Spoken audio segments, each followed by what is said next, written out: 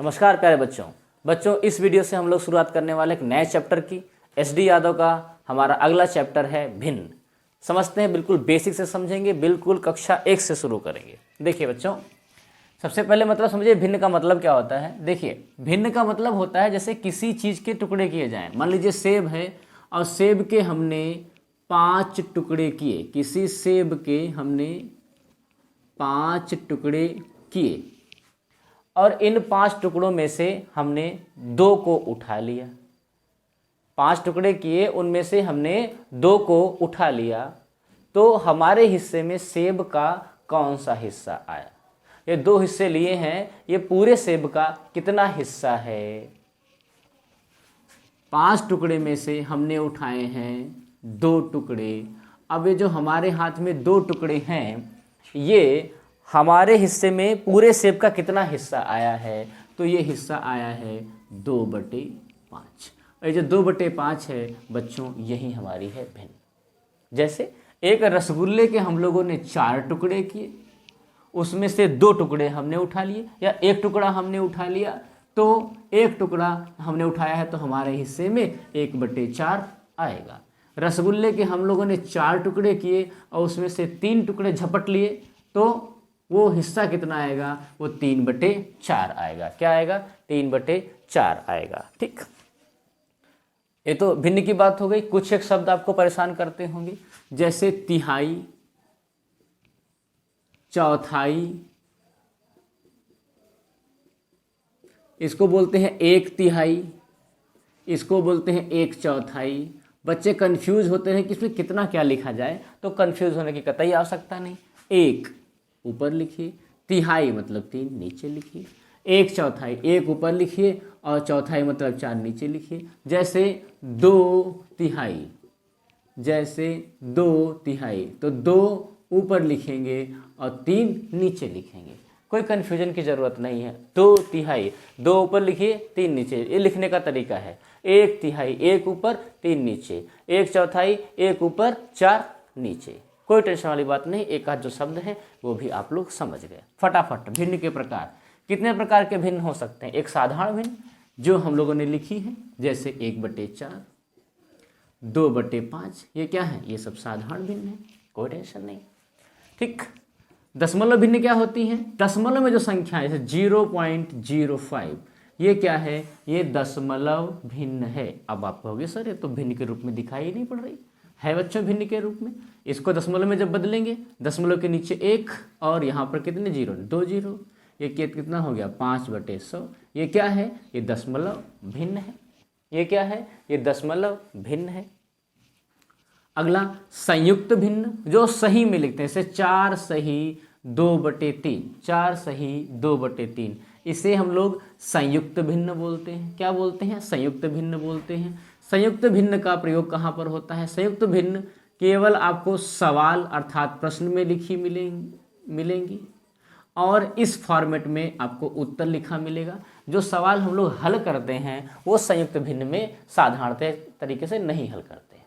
तो फिर कैसे हल करते हैं, इनमें केवल आपको प्रश्न दिया रहेगा इस फॉर्म में और इस फॉर्म में आपको उत्तर दिया रहेगा। हम लोग इसमें हल नहीं करेंगे, तो भैया हल किस फॉर्म में करेंगे, तो हल करेंगे इस फॉर्म में। 3 चौक 12, 12 2 14, 3 चौक 12 2 14, 14/3, इस फॉर्म में लिख करके भिन्नों को हल किया जाता है। और ये क्या कहलाती है, ये विषम भिन्न कहलाती है बच्चों। ये क्या कहलाती है, ये विषम भिन्न कहलाती है। वितत भिन्न क्या होता है, कॉन्टिन्यूअस फ्रैक्शन। वितत मतलब कॉन्टिन्यूअस फ्रैक्शन, इसका कोई नियम नहीं होता है, ये चलती हैं लगातार। जैसे 1 + 1/2 + 1/2 + 1/2, इसे क्या बोलते हैं, इसको हम लोग वितत भिन्न बोलते हैं। ये कुछ फॉर्मल इंफॉर्मेशन है, कुछ शुरुआती जानकारी भिन्न के बारे में है। आप लोग इसका स्क्रीनशॉट ले लीजिए या आप लिख लीजिए वीडियो को रिवाइंड करके, कोई दिक्कत नहीं। चलिए फटाफट हम लोग बढ़ जाते हैं टाइप 1 की तरफ। एसडी यादव का टाइप 1। टाइप 1 में क्या होगा बच्चों, टाइप 1 में हम लोगों को भिन्न की एक श्रेणी दी रखी होगी और उसको कहेगा इसमें सबसे बड़ी भिन्न छांटो या सबसे छोटी भिन्न छांटो, या इसको आरोही में सेट करो, इसको अवरोही में सेट करो। तो हम लोग इसका पार्ट 1 करने वाले हैं। फटाफट क्वेश्चन को लिख लेते हैं। सबसे छोटी सबसे बड़ी भिन्न देखनी है, जैसे 5/13, 3/13, 7/13 और 9/13। इसमें सबसे बड़ी सबसे छोटी छांटनी है, देख के बता सकते हैं, अभी आपको बता देंगे। ये 6/17, ये 6/13, ये 6/11 और ये 6/19। एक और क्वेश्चन 2/3, 4/7 और 5/8। सबसे बड़ी सबसे छोटी, आरोही अवरोही, कोई टेंशन नहीं है। देखिए ध्यान से, 3 क्वेश्चन लिखे हैं, लगभग हर टाइप के क्वेश्चन इससे हो जाएंगे। सबसे बड़ी सबसे छोटी, देखिए ध्यान से, यदि हर बराबर है, जो कि आपको दिख रहा है, ये हर बराबर है, हर बराबर है तो जिसका अंश सबसे बड़ा होगा वही सबसे बड़ी भिन्न होगी, जिसका अंश सबसे छोटा होगा वही सबसे छोटी भिन्न होगी।